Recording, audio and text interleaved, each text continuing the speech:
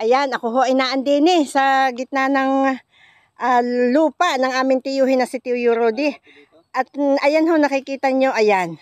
Meron ho tayong nakita na umaakyat sa niyog. Siya ho ay mangangarit.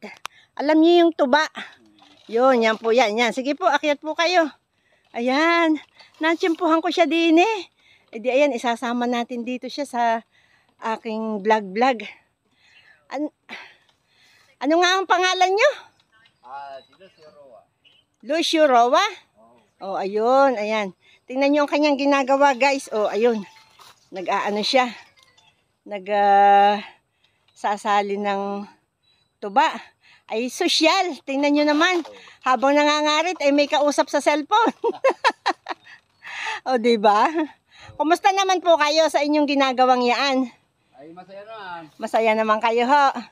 Ano ho ba yan? Yang kayo ay, ibig sabihin ay kumikita or may bayad? Meron. Dahil sa isang container, nagana ho ng 250. 250? 250. Ngayon, sa 16 container, ay di nagmimita ko ng isang linggo ng 2,000. Aba nga naman, tingnan nyo yun. 250 po ang isang container ng kanyang nakukuha. At sa isang linggo, siya po ay gumagana ng 2,500. 2,000 lang po. Ayun, gumagana siya. Ayun, tingnan nyo yun. Ayun, ang kanyang ginagawa. Diba guys? Ayun, isasahod niya yun doon. Ayun, yun ho ay may laman na. May tuba na ho yun. Ayun, tingnan nyo. Ayan. Tapos, ayun, isasalin niya doon. Diba guys? Wow, ang galing naman. Isang puno, 2 galon. Sa isang puno daw po, nakakakuha siya ng 2 galon. Ayun, tapos ayun, kinakarit niya yun, ayun. Para tumulo yung tuba. Wow!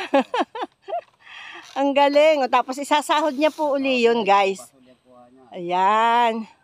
Bukas daw po uli ang kuha niya ng tuba na ito. Ayan. Sa loob ng 1 linggo, bisok sa container, nagana yun ng 2,000. Ating kabuhan na 4,000. Dati kami ni Karobe. Sa isang linggo, 2,000 ang kabuuan ng sa inyo lang. 4,000. Tapos kayo ay ang kalahati ay 2,000.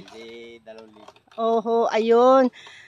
Siya po pala ay nakakaipon ng 18 container sa looban ng isang linggo. 50, di kwintahin yun. Di sa 18, di 4,000. Ayun. Kalahati kami ngayon. Tapos siya ho may pinakang boss na yun na ho yung si Tiyo Rudy. Kaya ho sila ikalhat.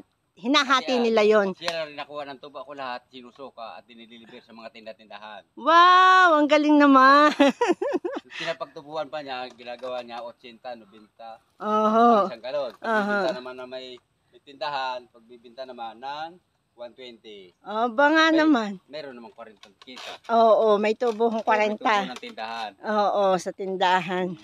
Ay siya, thank you po ha. Thank you, Lucio. Salamat ho at kayo'y aking nakita din sa gitna ng gubat. Ako ho'y nasa gubat. Ayan tingnan nyo. Ayan, thank you po. Yan ho'y aakyat pa uli din ng isa.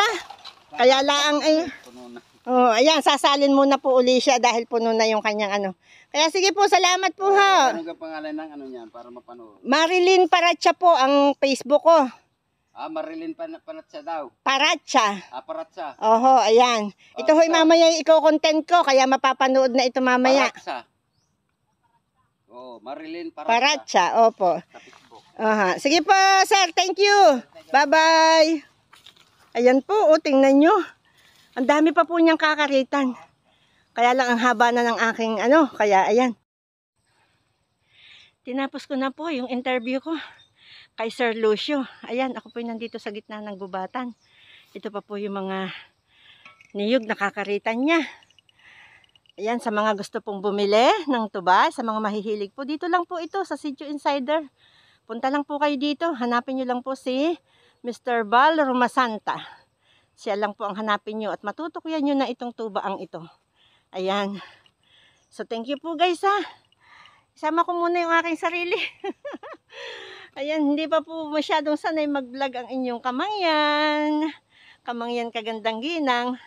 Take out natin. Ayan, ako po ito. Bye-bye po. Thank you for watching po. Bye-bye.